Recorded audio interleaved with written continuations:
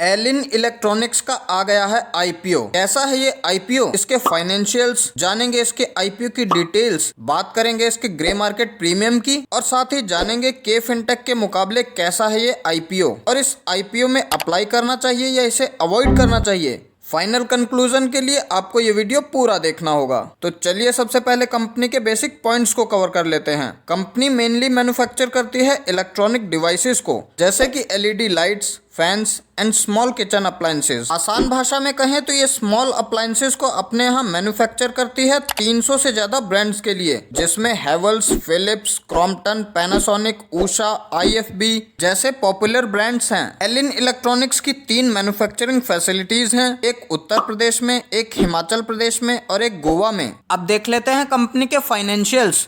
मार्च 2019 में कंपनी के पास total assets जहां 397 करोड़ रुपए की थी, वो सितंबर 2022 में बढ़कर 589 करोड़ रुपए की हो गई। अगर कंपनी का टोटल रिवेन्यू देखें तो मार्च 2019 तक कंपनी का कुल रिवेन्यू 829 करोड़ रुपए का था, जो कि मार्च 2022 में बढ़कर 1094 करोड़ रुपए हो गया। अब देख लेते हैं कंपनी का प्रॉफिट आफ्टर टैक्स। तो मार्च 2019 में कंपनी को कुल प्रॉफिट 29 करोड़ रुपए का था, जो कि मार्च 2022 में बढ़कर 39 करोड़ रुपए का हो गया है। इसी के साथ कंपनी पर बोरोइंग्स भी हैं। मार्च 2019 में कंपनी पर कुल बोरोइंग्स 86 करोड़ रुपए की थी, जो कि मार्च 2022 तक बढ़कर 102 करोड़ रुपए की हो गई। देखिए कंपनी ग्रो कर रही है, अच्छी ग्रोथ है, लेकिन बहुत ज्यादा अमेजिंग नहीं है। अच्छी बात यह है कि इस आईपीओ से जो फ्रेश इशू से कंपनी के पास पैसा आने वाला है, उसमें 80 करोड़ रुपए कंपनी ये बोरोइंग्स की पेमेंट करने के लिए इस्तेमाल कर लेगी। उसके बाद जो कंपनी का सालाना प्रॉफिट आफ्टर टैक्स है, उससे कम टोटल बोरोइंग हो जाएगी।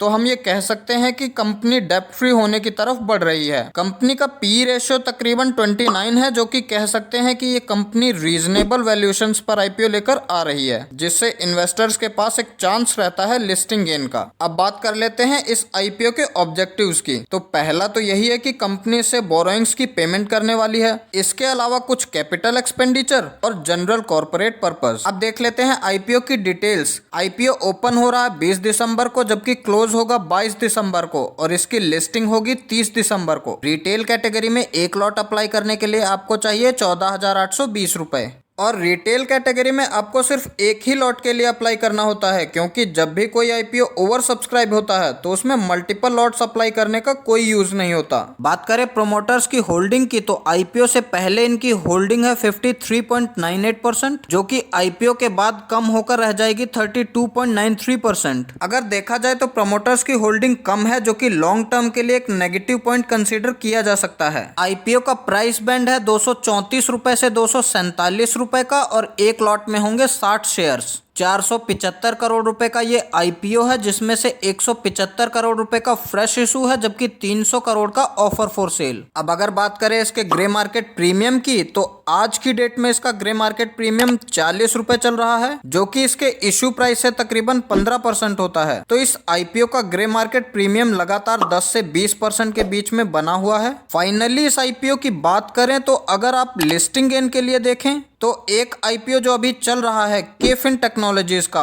उससे अच्छे लिस्टिंग गेन के चांसेस इसमें बने हुए हैं। बाकी लॉन्ग टर्म की बात करें तो दोनों ही बिजनेस अच्छे हैं और लॉन्ग टर्म के लिए कंसीडर किए जा सकते हैं, लेकिन इसके साथ ही आपको यह ध्यान रखना होगा कि लिस्टिंग गेन कभी भी नेगेटिव में बदल सकता है, जैसा कि हमने रिसेंट आईपीओज में देखा, क्योंकि मार्केट का मूड एंड माहौल अभी खराब चल रहा है। बाकी आपको क्या लगता है, आप कौन से आईपीओ में अप्लाई करने के बारे में सोच रहे हैं, हमें कमेंट करके जरूर बताइए। तो कैसा लगा आपको ये आईपीओ रिव्यू? अगर वीडियो पसंद आया हो तो वीडियो को लाइक कीजिए, शेयर कीजिए अपने दोस्तों को और चैनल को सब्सक्राइब कर लीजिए।